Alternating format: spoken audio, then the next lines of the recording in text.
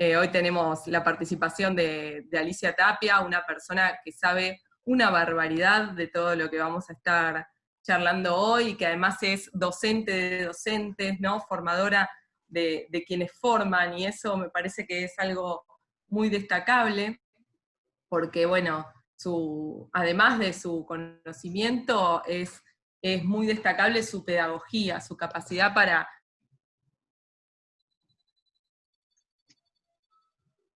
Bueno, como siempre, buenas noches, les estamos hablando desde Casa Lepage, Art Hotel.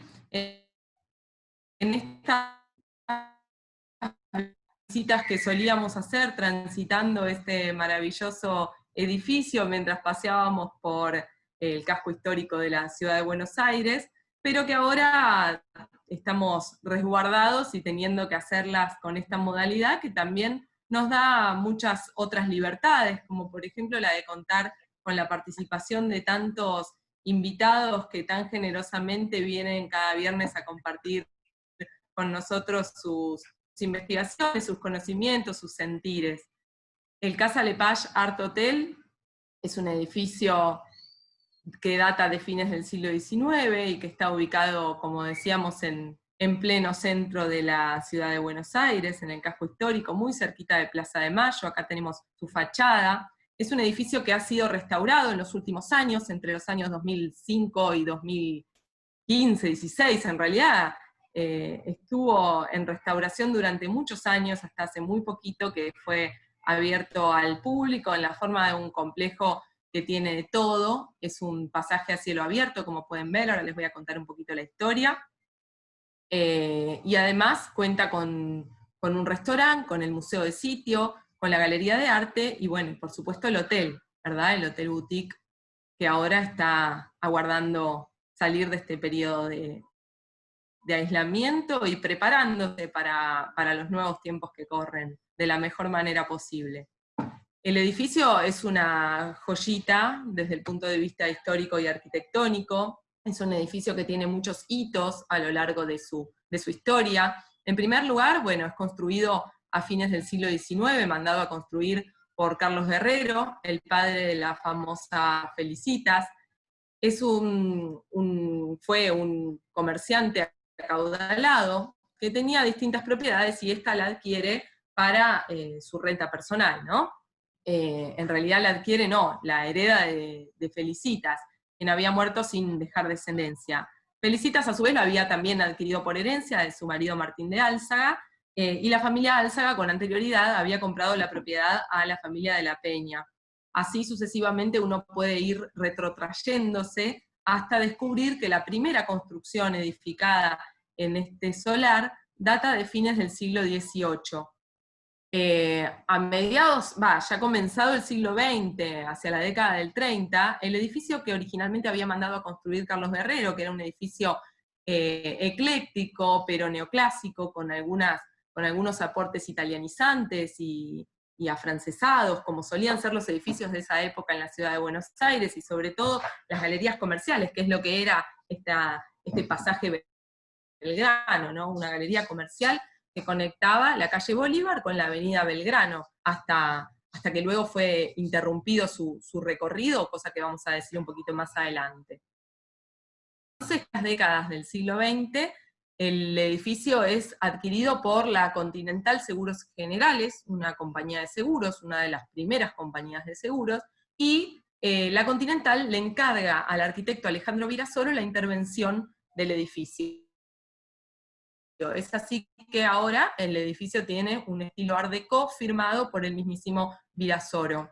Como les decía, en la década del 50, hacia mediados del siglo XX, con el ensanche de la avenida Belgrano hubo que relotear, y se perdió toda la parte del edificio que daba sobre la avenida, que incorporaba la esquina entera, ¿no? Es así que ahora este pasaje ya no conecta más las dos arterias, pero sigue sirviendo de pasaje hacia nuestra historia, dado que a partir de la restauración, de la última restauración, que comenzó en el año 2004, a cargo del estudio de la arquitecta Ana María Carrio, empezamos a dar con toda una serie de estructuras arqueológicas que nos permitieron estudiar la historia, minuciosamente la historia del solar, del edificio, y de todos los objetos que fuimos recuperando, ¿no?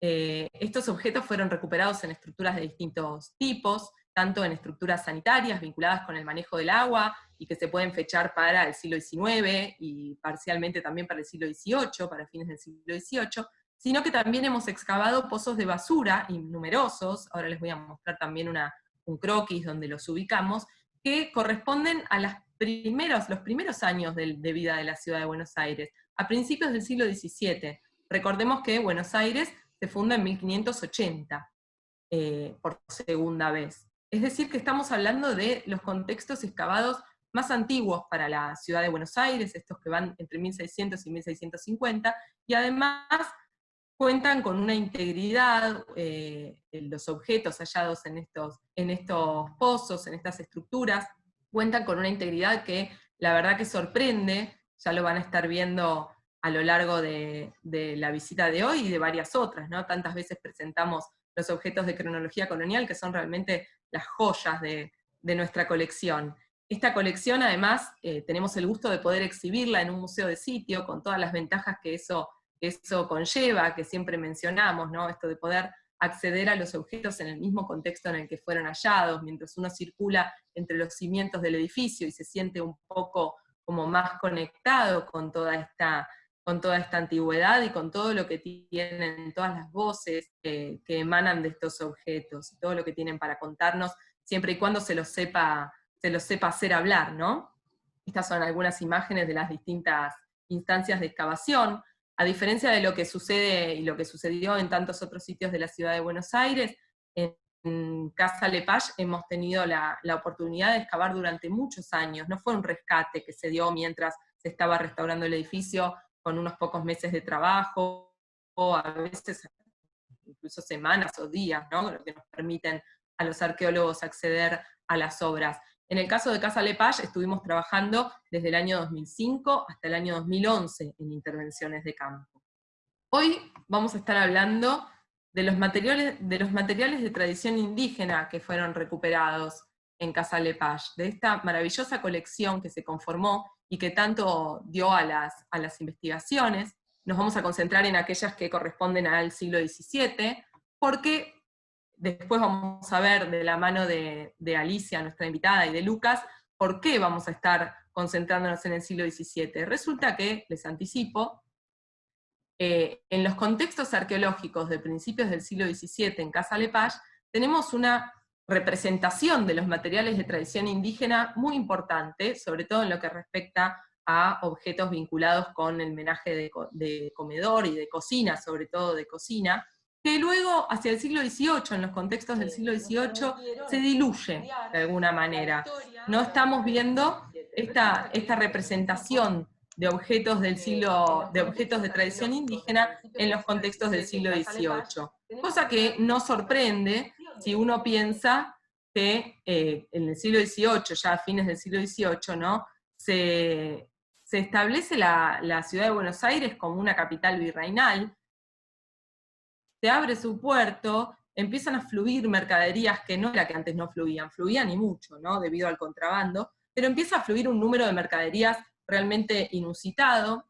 También las mismas poblaciones indígenas protagonizan un montón de cambios, que todo esto conlleva a que la representación en los contextos arqueológicos de las cerámicas, sobre todo cerámicas, pero de otros bienes que podemos asociar con las tradiciones indígenas, esté mucho más, sea mucho menos visible, ¿no? Vamos a decir que está, pero sí decimos que es mucho menos visible, ¿no? Algunos llaman a todo esto, o relacionan todo esto con una aculturación, una palabra que a mí mucho no me gusta, porque no se está perdiendo cultura, sino que se está transformando, ¿no? Por eso no me agrada el término, pero para que se den una idea de esta especie o de este diluirse, ¿no? De algunos de los objetos que en general vinculamos con las prácticas indígenas. Que igual tenemos que tener presentes que son las prácticas indígenas de un contexto colonial, son las prácticas indígenas de indígenas en estado de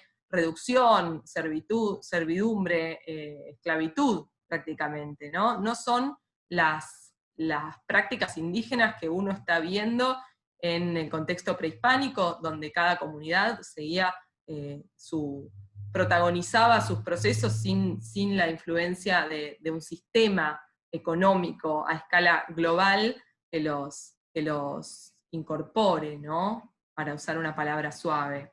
En la imagen lo que están viendo es un croquis a mano alzada, desarrollado durante las tareas de excavación, donde se ven algunos de los contextos arqueológicos que estuvimos trabajando en lo que ahora es la recepción del Casa Lepage Art Hotel. Lo que ustedes ven es uno de los cimientos, ustedes ven como un muro dibujado, ¿no? En sentido este-oeste corre este muro, es un cimiento, y alrededor de este cimiento hemos recuperado varias estructuras que, en el caso de las estructuras que están consignadas como D, E1, E y F, son pozos de principios del siglo XVII. Y es de ahí que provienen los materiales que les vamos a estar mostrando ahora. Como les comentaba, los materiales de tradición indígena en estos contextos, en Casa Lepage, son en general piezas relacionadas con la preparación de alimentos. Lo vemos en estos recipientes globulares, hechos en terracota, con la técnica de rollo, una cerámica en general bastante espesa en cuanto a sus paredes, por supuesto sin marcas de torno, porque estoy diciendo que están hechas con técnica de rollos. Esta es la diferencia tecnológica principal que podemos ver con piezas contemporáneas pero europeas, ¿verdad? Vemos también cómo se les adhieren espesísimas capas de hollín, una sobre la otra, por el contacto con el fuego. Ahora las vamos a ver más de cerca con estos videos, gracias a Julián y a toda la gente del hotel que los tomó en su debido momento. Bueno, no estaría cargando, a veces tardan un poquito.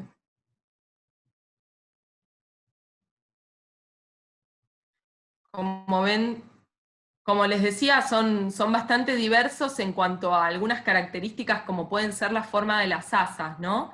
Y son bastante distintos también de lo que se puede apreciar en sitios prehispánicos, tanto guaraníes como de la región pampeana.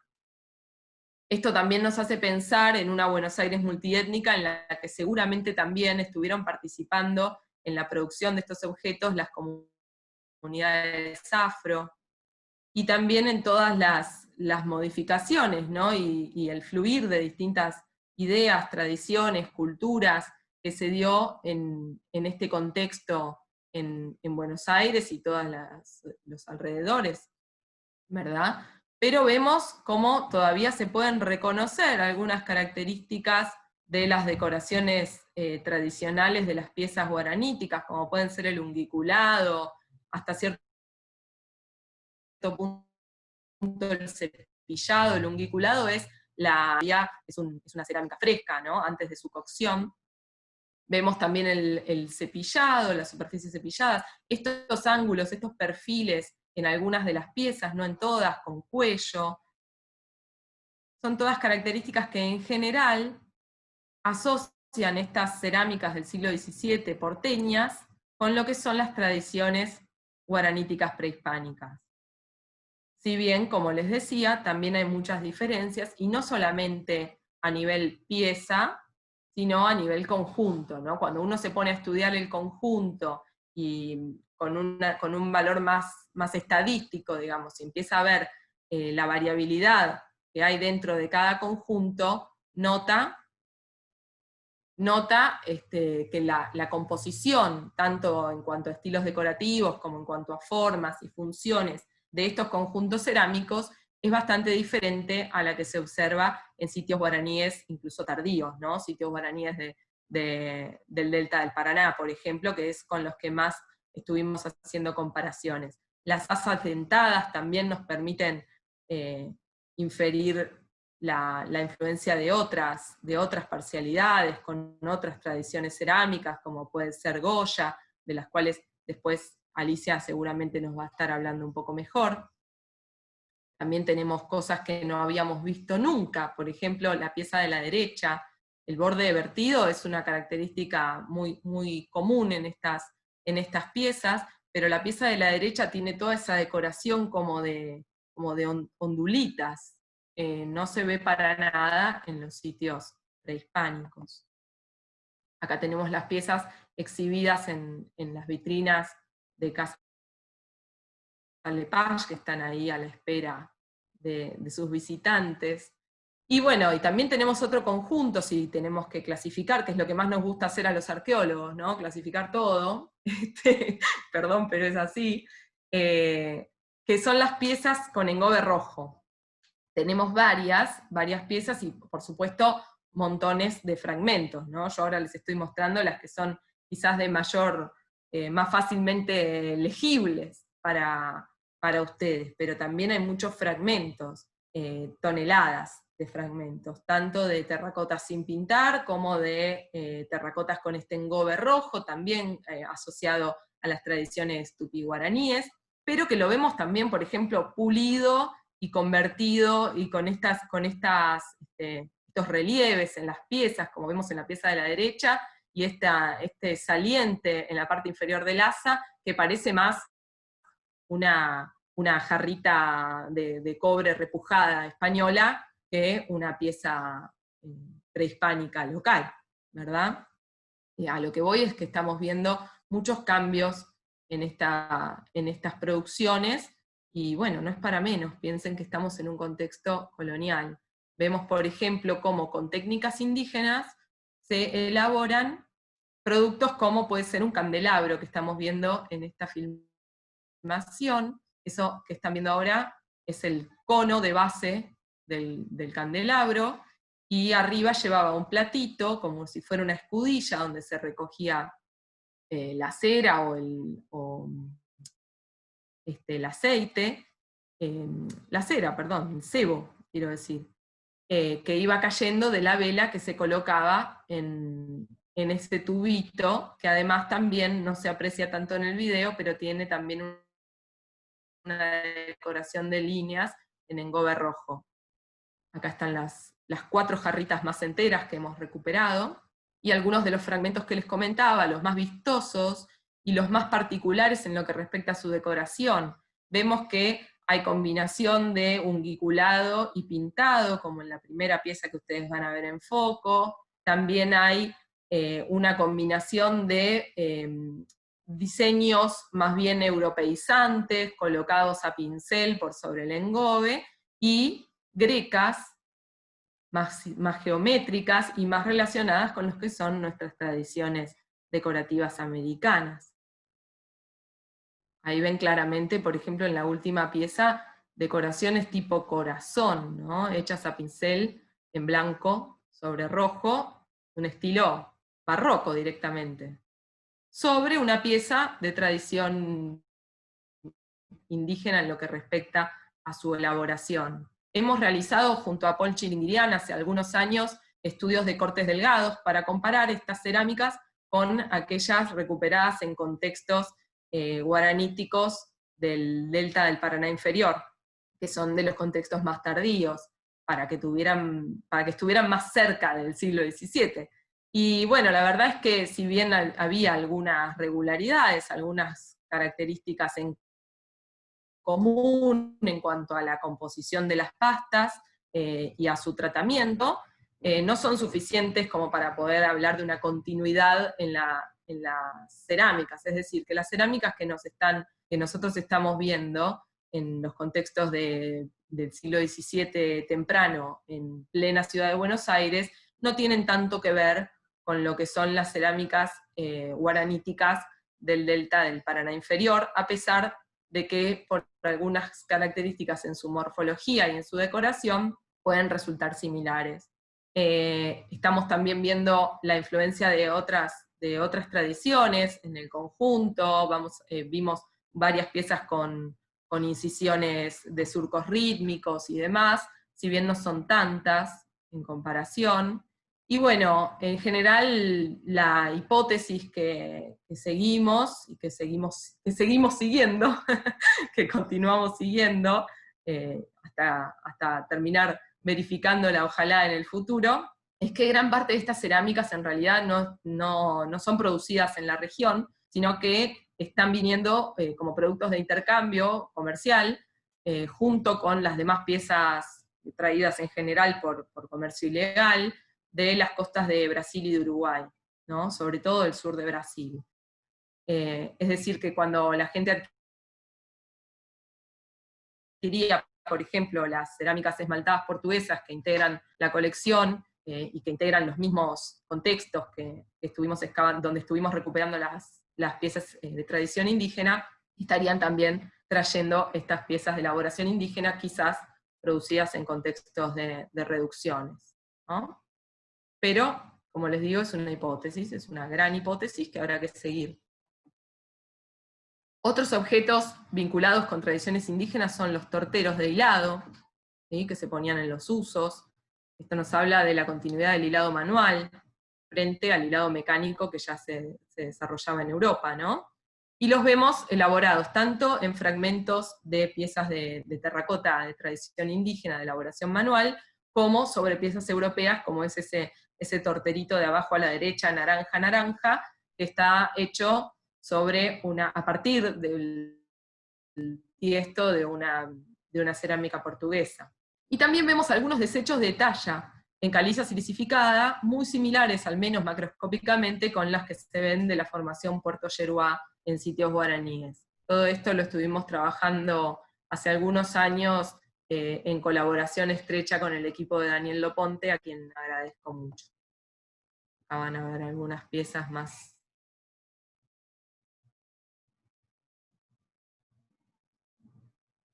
Imagínense que eso se encontró entre metros y metros cúbicos de tierra, son muy pequeñitas, y son los únicos 2 fragmentos líticos que recuperamos en estos contextos.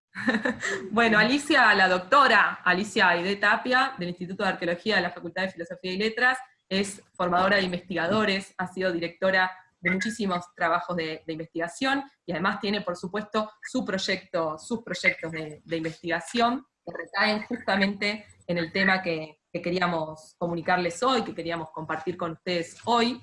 Así que yo le voy a dar la palabra a ella, que es la que sabe, pero primero le voy a preguntar, nosotros estuvimos hasta el momento, Ali, no sé cuándo te incorporaste, hablando de los objetos que se recuperaron en los contextos del siglo XVII en Casa Lepage, y tengo que decir que también en otros sitios de la ciudad de Buenos Aires se recuperaron algunos objetos similares, ¿no? Y que todo queda en la hipótesis de quiénes fueron los que elaboraron estas cerámicas, sobre todo, que se estaban consumiendo en casas criollas, en pleno centro de la ciudad. ¿Qué conocimiento tenemos sobre estos pueblos originarios que estaban asentados en el espacio del actual Buenos Aires y área metropolitana? Bueno, no sé si me puedes pasar una primera imagen. Sí, por supuesto. Lo que usted diga, directora. No sale. Ahí está. Tiene un poquito de delay. Ahí está. Es un mapa. Este mapa representa un poco el estado de conocimiento que empezó a emerger a partir de la lectura de los cronistas que a medida que se adentraban en el Río de la Plata iban dando cuenta de estas etnias o grupos aborígenes que se encontraban dispersos en las islas y también en las costas del río Paraná, del río Uruguay. Y con esto empezaron a más o menos ubicar espacialmente cuáles eran los asentamientos de estos grupos y cómo era que se llamaban a sí mismos o se llamaban entre ellos. En esta representación geográfica del Río de la Plata, todavía muy elemental porque es del año 1598, ya fíjense, está marcado con los círculos que están representados en este caso 3 grupos, los querandíes para los alrededores de la ciudad de Buenos Aires, un poquito también hacia el área aledaña a lo que actualmente es Buenos Aires, y también se menciona con el nombre de Río Querandí, o río Chaná, y fíjense que en la parte ya superior, sectarios, que era el nombre que se le daba a los grupos guaraníes que estaban ubicados un poco más al norte. Ya para la próxima diapositiva, ya para el momento del siglo XVII, comienzos del siglo XVII, en el próximo mapa, si me lo podés pasar. Sí, Ali tiene un poquito de delay. Yo lo paso, pero tarda un poquito en que lo veas vos. Ahí bueno, está. Ahí está nuevamente. Ya para ese momento también se menciona los querandíes para la misma área, y se habla también de los timbúes y chanás, un poquito más al norte, también siempre sobre las costas, y los charrúayas también ubicados en la costa del río Uruguay, también del lado del sur de lo que sería actualmente Entre Ríos, de manera que para ese momento ya vemos cómo se están recreando estos pueblos ubicados espacialmente. En el próximo mapa vamos a ver cuál es el panorama que se conoce a través de los cronistas de todos estos grupos. Fíjense acá, tenemos la entrada de La Plata, están los bajíos ribereños o los humedales, donde se ubican, fíjense, dice chandules. Estos chandules eran los guaraníes de esta zona del sur de Entre Ríos, mientras que los guaraníes para el norte, Entre Ríos y Corrientes, recibían el nombre de carios, más que nada para la zona de Paraguay. Pero ya más o menos queda conformada la dispersión de estos grupos, que eran 10 en los alrededores de Buenos Aires, siempre relacionado con las áreas más abiertas, de llanura, los chaná, más que nada vinculados a la zona de riberas, de ríos, y los chanatimbúes un poquito más al norte también. Y así es como se va perfilando el conocimiento. Qué desafío, ¿no, Alicia, poder descifrar a qué se refieren los cronistas cuando hablan de cada una de estas parcialidades, ¿no? Sí, porque muchas veces los nombres con los que se autodenominaban o denominaban a otros no son realmente los que corresponderían originalmente. Además, la posibilidad de escuchar a los lenguaraces que tienen los cronistas, por supuesto, deformaban fonéticamente todos los nombres. Así que, bueno, el tema de cómo hacer lecturas de estas fuentes del siglo XVI, es todo un desafío, como vos decís. Claro. ¿No? Y siempre hay una cuestión crítica. Por eso es que ha sido muy importante vincular todas estas fuentes también con las investigaciones que empezaron a desarrollarse a fines del siglo XIX y comienzos del siglo XX con los primeros arqueólogos. Así que pasamos entonces a la diapositiva, en donde no voy a destacar, hubo muchos, por supuesto, pioneros, estos que estaban ya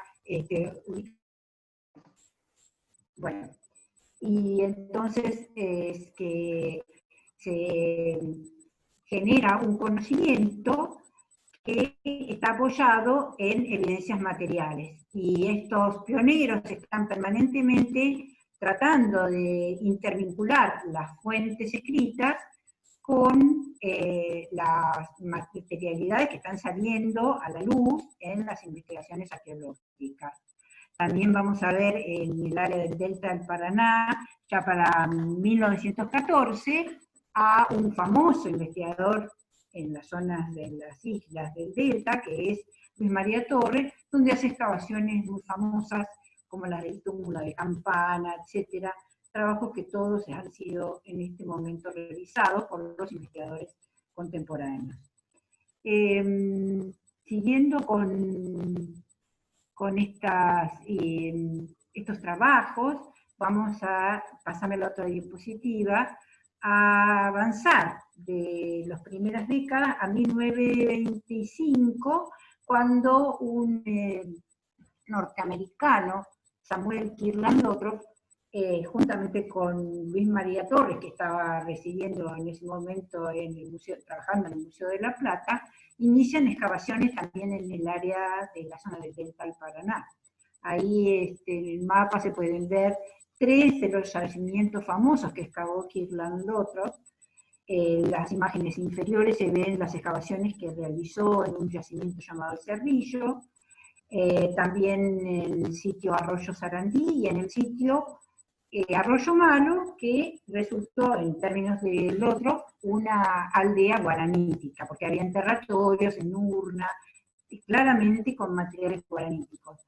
Así que en estos 3 sitios claramente estaban representados estos grupos de cazadores, recolectores, pescadores, como fueron los querandíes y como fueron fundamentalmente también los chanay, chanatimú, y los guaraníes, que sabemos que tenían una economía tanto cazadora-recolectora como horticultora. En la actualidad se han realizado fechados de estos hallazgos arqueológicos, y fíjense ustedes que nos muestran claramente unos pocos cientos de años antes de la llegada de los españoles, salvo en el sitio Arroyo Malo, donde en ese conjunto de materiales guaraníes también aparecen asociados materiales europeos, cuentas de vidrio europea, hay algún fragmento de mayólica, de algunas otras losas bien claramente europeas, también algunas de restos de cerámica hispano-indígena y de cerámica vidriada verde, claramente española. Así que ya ahí, en este sitio, empezamos a ver esa conjunción de materiales indígenas y de materiales. Un video rápido de cuál es la visión prehispánica o de los principales hallazgos que se han realizado. Vemos, por ejemplo, de la presencia guaranítica, tanto en el área de Buenos Aires, en el área de las zonas aledañas, como también en el sur de Entre Ríos y Corrientes. Estos son estudios de Daniel Loponte y Acosta Alejandro, como gente de La Plata, con Bonomo y Politis, que han hecho seguimiento de estas sociedades guaraníes, y han mostrado cómo se vinieron desplazando, fundamentalmente direcciones desde el norte al sur, y ese desplazamiento de los guaraníes va marcado por la presencia de esas cerámicas, en las cuales identificamos algunos rasgos, como los que aparecen en el Bolívar 373, que mostraba también en los hallazgos Flavia, ese corrugado o la cerámica pintada, que son típicas guaraníticas. En la otra imagen vamos a ver algunos hallazgos de estas otras sociedades, que son ya las sociedades cazadoras, recolectoras, pescadoras, tanto de las zonas del sur de Entre Ríos, como de la costa norte de la provincia de Buenos Aires, como podrían ser estas cerámicas que muestran también antepasados que podrían vincularse con los chanás, por ejemplo. En la parte inferior izquierda ustedes pueden ver unas réplicas de canoas, que eran el elemento fundamental de estos grupos, que se movían en una red de implicados ríos y arroyos, que eran proveedores indudablemente de sustento fundamental para estos grupos. En la próxima imagen vamos a ver, también pueden ver ustedes ahí la presencia de los restos vinculados con la tecnología ósea. Y ya para el área más de la zona de la provincia de Buenos Aires, las zonas de llanura, cercanas al Salado, donde también hay investigadores como María Isabel González y Magdalena Freire, que han trabajado muchos años en la búsqueda de una secuencia cultural para estos grupos que poblaban los alrededores del Salado, Laguna de Chascomús y otras lagunas. Estas serían las cerámicas que podríamos decir fueron producidas por quizás algunos antepasados de lo que fueron después, en tiempos históricos, los querandíes. Bueno, no sé si hasta acá puedo... Alicia, ¿cómo estás? Sí. Soy Lucas. Tuve la oportunidad hace unos años de trabajar con Ulises Camino, no sé si lo conoces, en el sitio de Parque Rivera Sur. Claro, bueno, el el sitio... autódromo. Bueno, pude participar 15 días y bueno, la verdad que fue un lindo trabajo y todo lo que se halló fue prehispánico. Cerámica, restos líticos y también restos óseos de animales, digamos, muy interesante, ¿no? Pero no nada de contacto. Si nos querés contar un poquito, digamos. Sí, yo estuve en el sitio también, he visto los materiales, hemos charlado con Ulises, y personalmente no lo mencionaba ahora porque me decían que después él iba a hablar del sitio que se encuentra precisamente ahí muy cerca de la ciudad de Buenos Aires, en el autódromo, ¿no? Sin spoilers, por favor. Sí. Que estoy por hablar con Ulises para invitarlo. Digo que no spoileen, como se dice ahora. Era para mencionar nomás la cercanía. Claro. Sí. Bueno, sí, ese es un sitio también prehispánico que quizás pueda estar vinculado con antepasados de estos cazadores, recolectores, habitantes de las llanuras pampeanas que estuvieron en torno de lo que hoy ocupa espacialmente la ciudad de Buenos Aires, ¿no? ¿Qué pasó, Alicia, con estas poblaciones nativas al momento de la llegada de los conquistadores? Bueno, indudablemente que cuando llegaron los españoles, con toda esa búsqueda de ocupación territorial, empezó un primer momento del desconcierto por la otredad, la búsqueda de alguna manera conciliatoria, la sorpresa, pero bueno, pronto surgió esa mirada completamente avara y despectiva sobre los indígenas, y sabemos que la Fundación de Buenos Aires, hecha por Mendoza, va a desembocar en un problema realmente conflictivo, muy marcado. A Pedro Mendoza lo acompañó Lasquenete, que fue el primer periodista del Río de la Plata, que fue Ulrico Schmid, ¿no? Un alemán, estamos hablando del año 1936, de que realmente él lo acompañaba para describir todo lo que se iba viendo. Y en las ilustraciones que se hicieron de su podemos encontrar evidencias claras de ese conflicto. Yo les voy a seleccionar dos imágenes, que son estas que vemos, en las que los números están indicando algunas particularidades, como por ejemplo, esta imagen que ustedes muestran un poco cómo están representados los indígenas en esa visión española. Por ejemplo, en la marcación 1, fíjense, están con un carcaj europeo de otro grupo aborigen que no tiene nada que ver con los querandíes. En el número 2, fíjense, si alcanzan a distinguir el enfrentamiento entre los arcabuceros, ya con caballos, enfrentándose con los indígenas de a pie, con boleadoras, ¿no? Y arcos y flechas. El tema de esa organización en cuadros, como sería la que está marcando el número 4, en realidad también es una proyección de los cuadros españoles, que no tiene que ver con esta manera de guerrear indígena. Pero bueno, ahí ya estamos viendo cómo está muy marcado ese conflicto en esto que sería la batalla con los querandíes, según ilustra y narra Schmid. En la otra imagen es el sitio a Buenos Aires, que es el que dio lugar a la destrucción definitiva de la fundación que había hecho Pedro Mendoza. Claro, como dice Ulrico, Buenos Aires fue incendiada hasta los cimientos. Sí, la verdad que fue interesante ver cómo esto lo expresan en en esta iconografía. Fíjense, en la número 1 hay una estrategia bélica muy importante que utilizaron los indígenas para enfrentar, se saltó a la, es la anterior diapositiva. El sitio de Buenos Aires. A ver si se puede volver a la anterior. Bueno, lo que les quería comentar es que frente a los arcabuces y los caballos, que indudablemente fueron elementos sorpresivos para los indígenas, ellos utilizaron unas técnicas que realmente fueron importantes como estrategia, como es el incendio.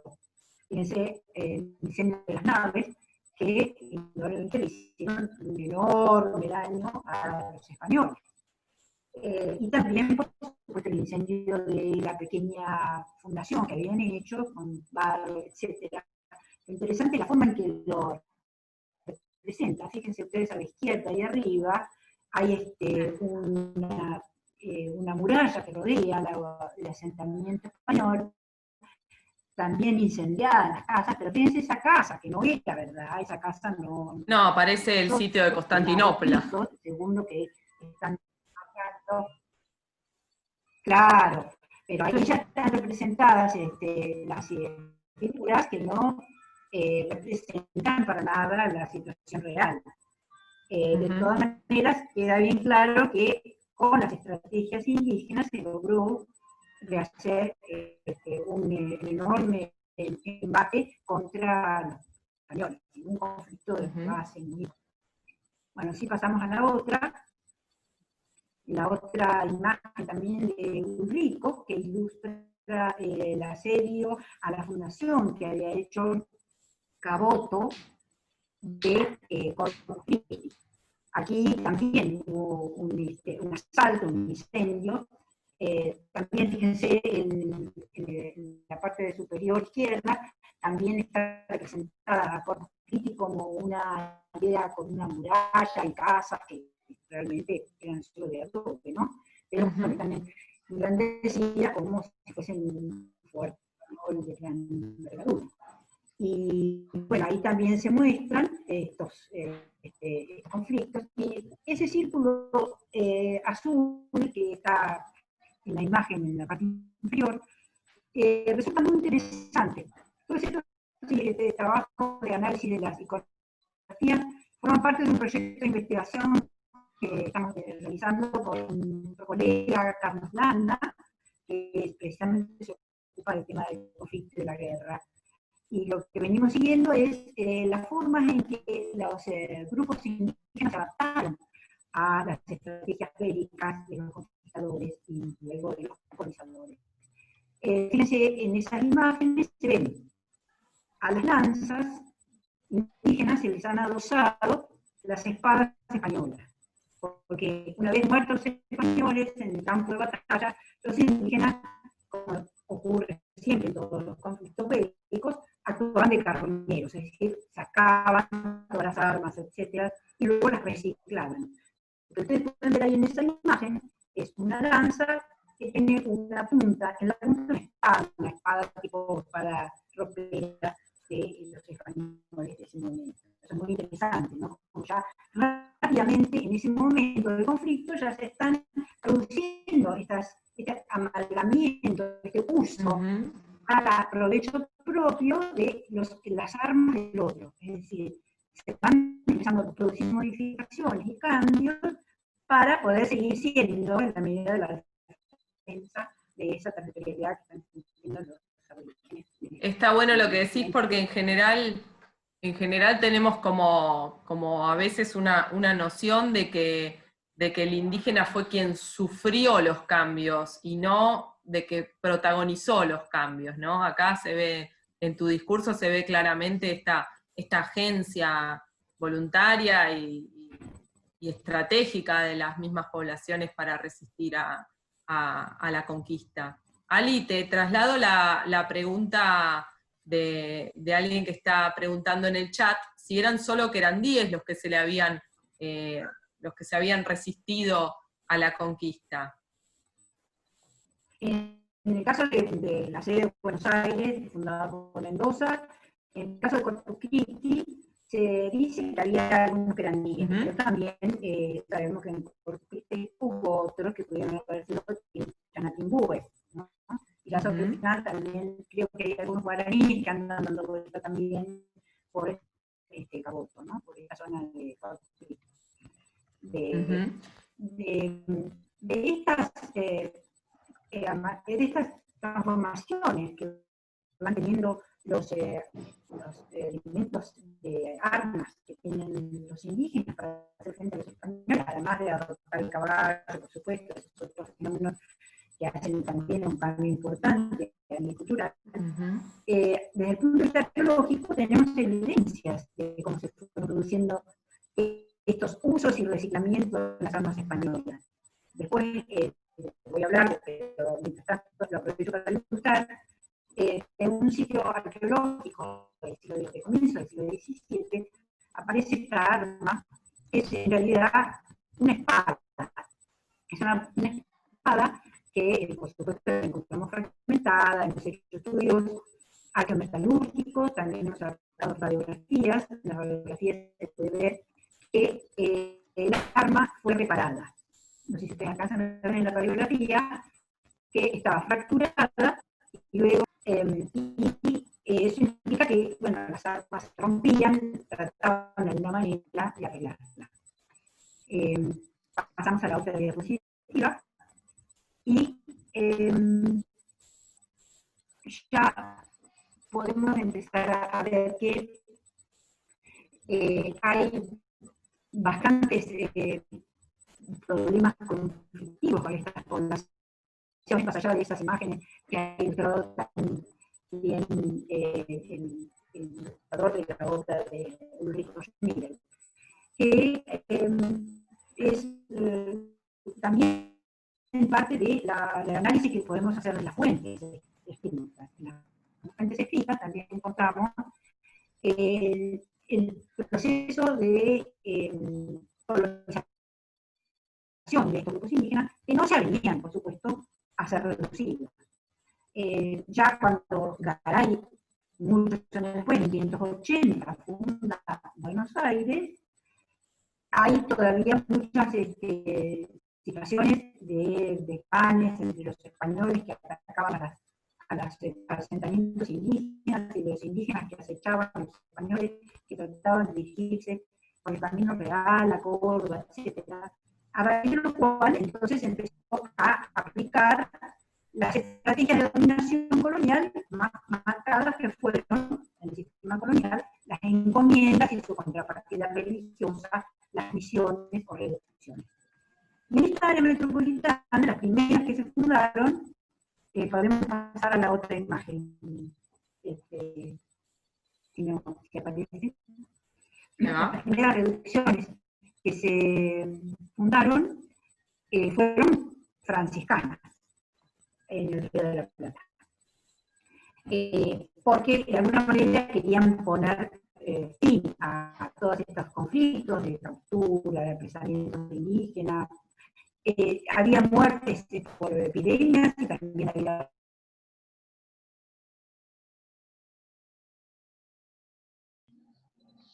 En este caso, bueno, los indios pampas, que entre fino del siglo XVIII, principio del XIX, tenían presencia en la ciudad de Buenos Aires.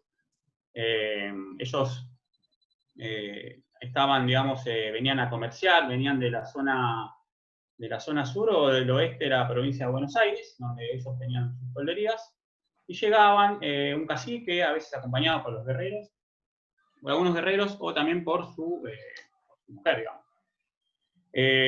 La frontera estaba a 150 kilómetros, y una vez que ya pasaban para este lado de la frontera, venían acompañados de algún miliciano para llegar a la ciudad. La zona de las fronteras se había convertido en todo un sistema complejo de intercambio de mercaderías entre los fuertes fronterizos, las poblaciones rurales y la misma ciudad de Buenos Aires. ¿Qué traían los indios para comerciar? Traían ponchos, traían cueros, en estos cueros estaban canastos, cestos, había látigos, lazos, también vendían estribos, plumeros y botas de potro. ¿Dónde hacían la venta? ¿Dónde vendían ellos? Ellos vendían en lo que es hoy la actual Plaza Congreso. El mercado indio estaba en lo que era la Plaza Lorea. Es un pequeño sector cuando termina hoy Avenida Mayo, a la derecha, está lo que quedó de la Plaza Lorea. Ahí estaba el mercado indio, que ahora en la próxima imagen la vamos a ver, todavía no la pasamos. Era el lugar donde se comerciaba. Ellos vendían todas estas mercaderías que traían y a cambio se llevaban aguardiente, té, mate, azúcar, higos, espuelas, cuchillos y algunos dulces. Lo interesante de esta acuarela, estas acuarelas están adjudicadas a un funcionario español que llega al virreinato, viaja por la región y va a representar las diferentes costumbres de la región, digamos, del virreinato. Y hace una descripción iconográfica, como pueden ver ahí abajo ustedes, escrita. En este caso, lo que va a destacar de estos indios pampas, que es una pareja, son casi como su mujer, es el medio de transporte muy importante, que es el caballo para los pampas, que se trasladaban arriba del caballo, eran muy ágiles también. Pueden ver, digamos, los atuendos que tienen, que llevan puestos.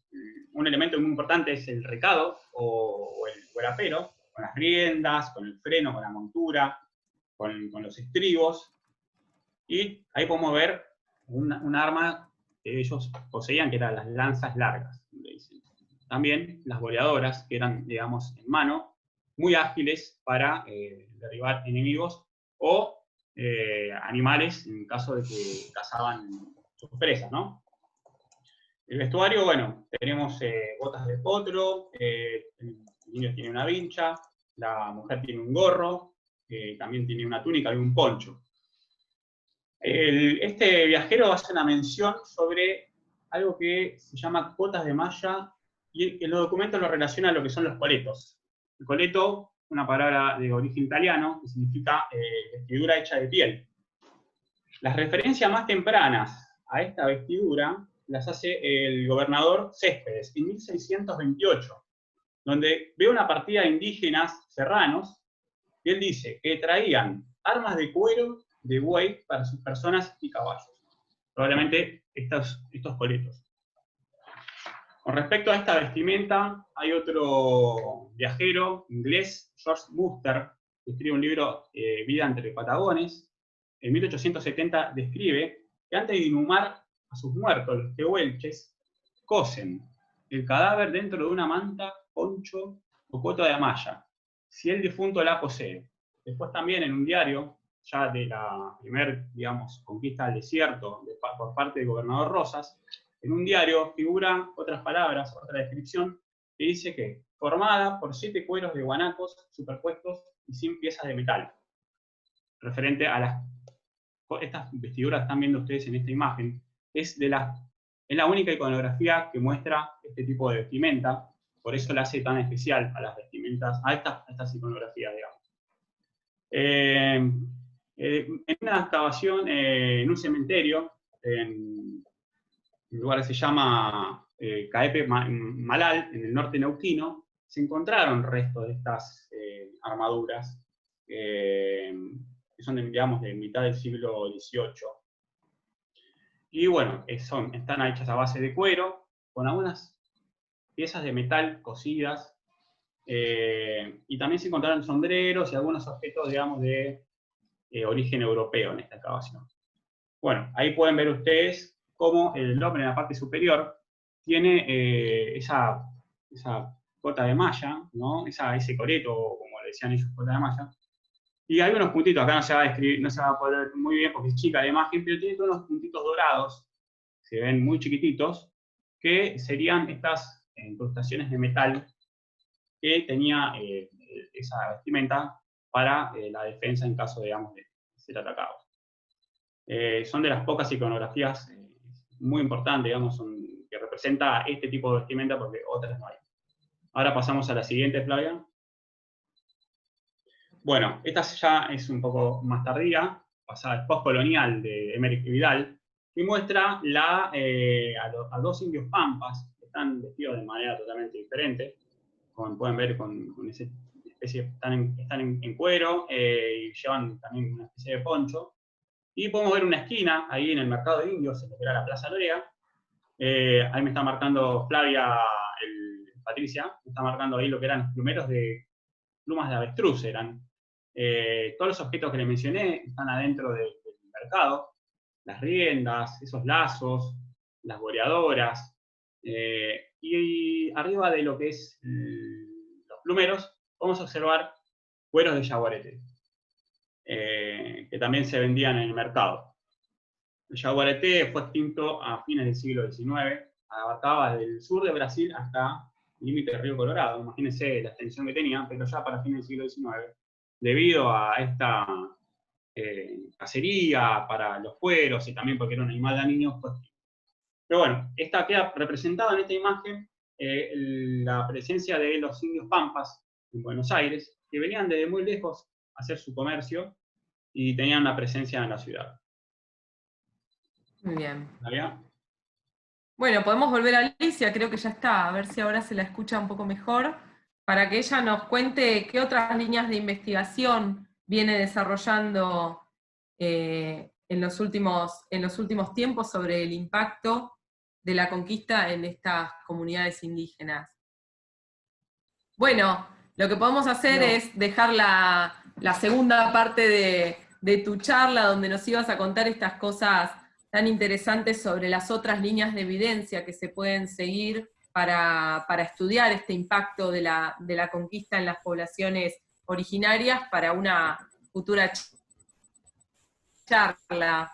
Y también nos podés contar de las muchas y tan valiosas actividades de integración que haces y de integración con las mismas comunidades, ¿no? Con los representantes actuales de estas comunidades originarias que, bueno, están protagonizando también su proceso de revisibilización y siempre de visibilización también, ¿no? Porque por mucho tiempo fueron invisibilizados. Claro. ¿No? Claro. Más después de la sí, Alicia, al desierto. Sí, me parece mejor dejarlo para que te escuchemos bien, como corresponde, en todo caso, arreglar para que nos cuentes esta segunda parte que no pudiste desarrollar. Claro. Igual te quiero recontra agradecer, Alicia, Gracias, la verdad que es un lujo. Acá teníamos también algunas lecturas recomendadas que las vamos a dejar también para la próxima. Un lujo tenerte porque, bueno, sabemos de tu trayectoria, de tu calidad humana también, de tu calidad de docente, y la verdad que un placer, como siempre, escucharte y ver cómo nunca se colma esa sed tuya de ir viendo a través de distintas líneas de evidencia y de la colaboración con otros colegas, ¿no? Siempre se te ve abriendo redes y tendiendo puentes entre equipos de lo más diversos y temáticas de lo más diversas para abordar todo en su complejidad. Eso creo que es una característica de toda tu investigación, así que para nosotros un placer haber contado con vos. Lamentamos mucho no haberte podido hecho sentir más cómoda debido a estos inconvenientes técnicos que ya un poco creo que nos exceden a todos y tienen que ver con este contexto tan particular en el que estamos teniendo que desarrollar nuestra tarea, pero que, bueno, de todos modos, por lo menos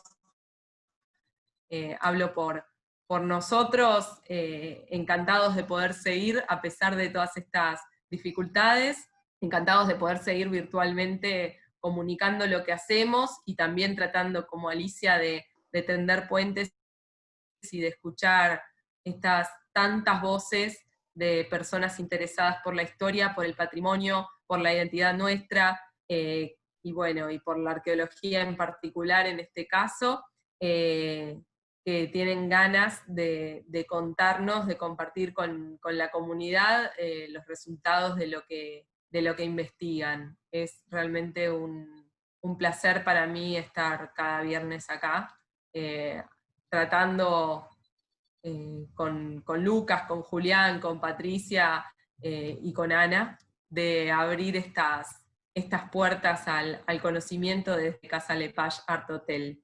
los invitamos, Lo que como podemos hacer, siempre, a seguirnos en las redes. Flavia, lo que podemos Ujú. hacer es que si las personas tienen, si los que estuvieron acá tienen preguntas, si quieren mandarnos ahora, poner su mail en el chat y después les mandamos, Ujú. y si tienen alguna pregunta puntual y la quieren escribir ahora en el chat, tratamos con Flavia, Lucas y con Alicia de mandarles más información o de responder. Creo que es mejor porque no Sí, se escucha. sí, si quieren, bueno, podemos inclusive recomendarles como muchos investigadores, tanto del CONICET como de otras agencias, Alicia tiene su publicación disponible, gran parte de sus materiales publicados disponibles online, ¿no? ¿Por qué Así no que escribís en el los chat? ¿Por qué invitamos no a googlear sus trabajos. Ujú. o poner el link ahora en Sí, el chat? pueden googlear directamente. Sí, lo que pasa es que es más bien, hay varios Ah, es un links, montón. habría que más bien googlearla a ella, claro. Si uno googlea a Alicia Aide Tapia, ¿sí? Ella es del Instituto de Arqueología de la Facultad de Filosofía y Letras de la UBA. Ahí pueden encontrar parte de su investigación. Les recomiendo a quien le interese Eh, la parte iconográfica, el libro Un viajero virreinal, acuarelas inéditas de la Sociedad Rioplatense. Se puede conseguir en la librería Cúspide, ahí está. Muy interesante porque hace descripciones, digamos, de acuarelas que son inéditas, anónimas, y representan muchas de las actividades que se realizaban en el virreinato. Y se lo pueden encontrar, lo googlean, así Un viajero virreinal, y van a poder encontrar la tapa del libro y dónde lo venden, y se lo recomiendo porque es muy interesante. Ujú. Perfecto. Bueno, Sí, por suerte, sí. antes de cerrar, queríamos preguntarles por qué canal habían recibido la información de esta visita, porque eso también nos ayuda a mejorar nuestras formas de comunicación y de difusión. Agradecemos que por favor nos compartan ahí y mientras, nada, sí, les Ujú. continuamos contando de la bibliografía.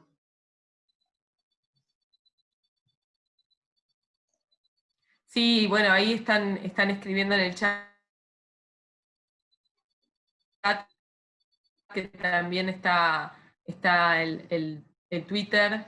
Se pueden comunicar y pueden acceder a las publicaciones de Alicia y de otros investigadores de la temática online. Ahí dicen, somos varios de Arcolab UBA por Instagram, sí, también, y Twitter.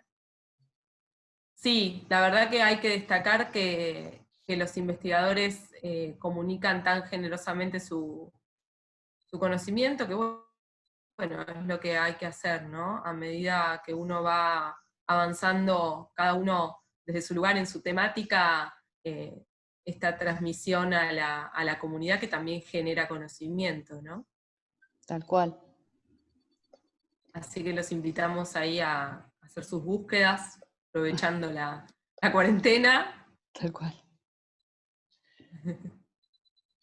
Y aprovechamos para contarles entonces que este domingo tenemos a las 18 horas arte, un especial de arte que va a hacer Marta Bravo, la curadora de la galería, que va a recopilar las charlas que tuvimos este mes, donde tuvimos la participación de artistas muy renombrados como Eduardo Serner, como Carlos Muslera, como Alejandra Di Césaro, los cuales ellos mientras iban conversando, iban comentando algunas técnicas y algunas características de su trabajo, pero para quienes no estamos tan adentrados en el arte, por ahí algunos de los conceptos, como vamos a decir, como más teóricos, más técnicos, se nos escapaban. Entonces, la charla de mañana va a ser una recopilación de eso junto con una cantidad de preguntas que recibimos y Marta nos va a tratar de, no sé, de contar, de comunicar, de explicar las cosas que nos pudimos haber perdido. Y por otro lado, el Bueno, miércoles, claro, y el miércoles que viene a las 18 tenemos turismo, vamos a hacer una visita distinta, anfitriones literarios se llama, así que vamos a tener otros anfitriones en la ciudad. Y la del viernes, no sé, Flavia, si querés contar algo de cómo viene. Bueno, el viernes próximo ya tenemos agendada una visita también bastante artística. Vamos a estar hablando un poco de los teatros líricos en el Buenos Aires de ayer, de las distintas formas de expresividad musical en nuestro pasado reciente y no tan reciente, de la mano de la profesora Nora Sforza. Ella es investigadora y es profesora también del Instituto del Profesorado Joaquín B. González, y se especializa en historia de la ópera, por lo que, bueno, seguramente tiene muchísimas cosas para contarnos, y desde un lugar tan especial, ¿no? Porque Casa Lepage, al haber sido la sede del primer local donde se empezó a importar fonógrafos y otros aparejos para la grabación y la La fotografía. bueno, La la fotografía. fotografía, sí, por supuesto, El cine. pero quiero decir, para el cine, para la fotografía, el registro sonoro y bueno, y la carrera de tantos músicos, ¿no? Y entre ellos, Enrico Caruso. Así que vamos a estar charlando un poco también de eso. Increíble, buenísimo. Bueno, ahora sí, nos despedimos. Gracias Les a todos. mucho. Bueno, gracias a todos, Patricia. Gracias por Flavia. la paciencia. Sí, hoy se nos De haberse complicó. quedado a pesar del problema técnico. Bueno, Tal cosas que cual. pasan. Hoy se nos complicó, pero se quedaron casi todos, así que gracias. Bueno, y gracias. veníamos con mucha continuidad, así que tarde o temprano nos iba a tocar a nosotros. Siempre todo el mundo está diciendo que no le anda Zoom, que no le anda esto, bueno, esta vez nos tocó a nosotros que la veníamos piloteando. Sorteando muy bien. Bueno, Buen fin de semana. muchísimas gracias. Gracias a todos. Gracias a todos.